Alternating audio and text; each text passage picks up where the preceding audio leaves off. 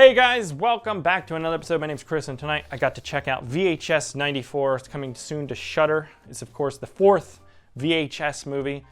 Pretty big fan of the first two. The third one, not so much, except for that one story, Parallel Monsters, I thought was interesting. So VHS 4 is back. Written completely by David Bruckner, who did some stuff in VHS 1, The Ritual, The Night House, and I think he might be working on a Hellraiser reboot or something like that. So in VHS 94, we have a total of 4 stories plus a wraparound.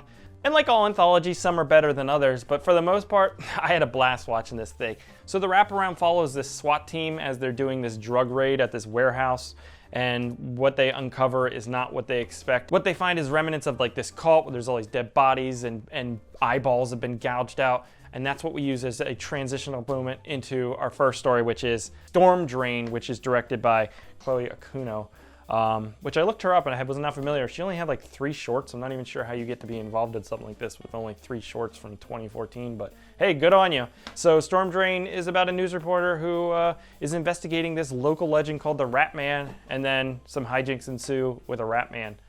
It's a fun time. They really nail the 90s aesthetic. There's newscast segments and commercials that feel very nostalgic and work. I just watched Fear Street not that long ago that's supposed to be like nostalgic, and it didn't work at all for me for the 90s. This much more felt grounded in what the 90s looked and felt like TV-wise. It's creepy, it's well done, it has some cool fun effects, and extremely good payoff by the end. It wavers in tone like most of the stuff in this movie, where it's like comedic at times and then unsettling and disturbing and gory.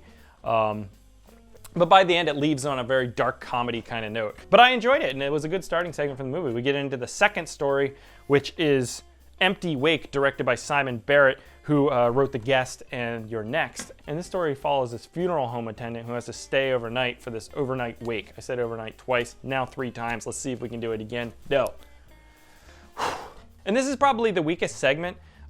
Conveniently, the way the cameras are set up, they put in the storyline. It's a little cheesy. Where it goes, it does have a good payoff by the end, and that's pretty much how all these are. If you stick with them long enough, they have really great payoffs. This is still the weakest segment.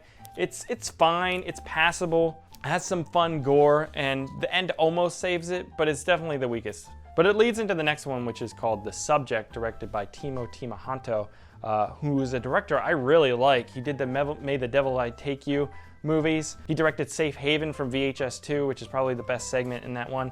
And this is about like a mad scientist creating cyborgs and experimenting on people. It plays out almost like a video game in its first-person perspectives. It's a ton of fun. It's incredibly ambitious. I would love to see behind the scenes of how something like this is made.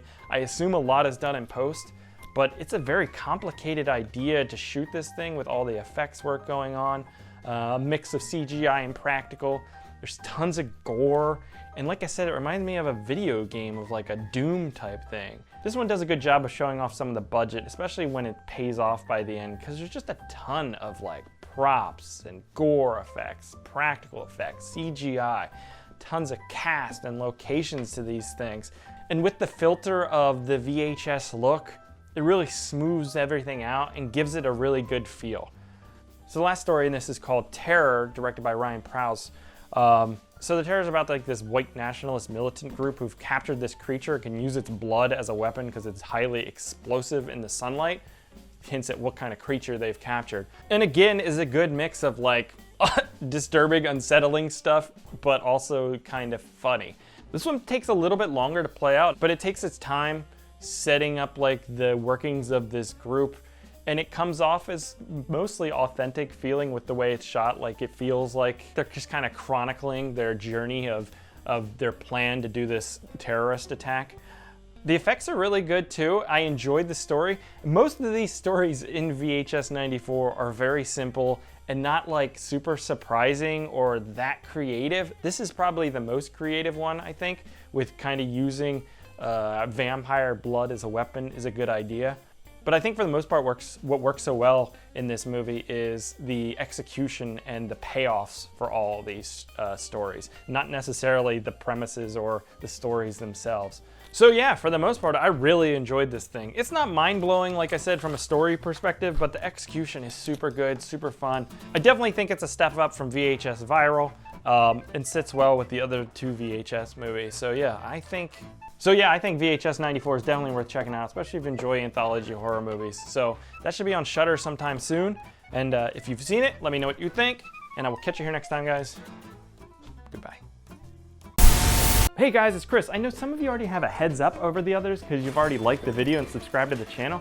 To me, it's like a no-brainer. Like, why wouldn't you do that? So like the video, subscribe to the channel, helps us out. Catch you here later, guys. Goodbye.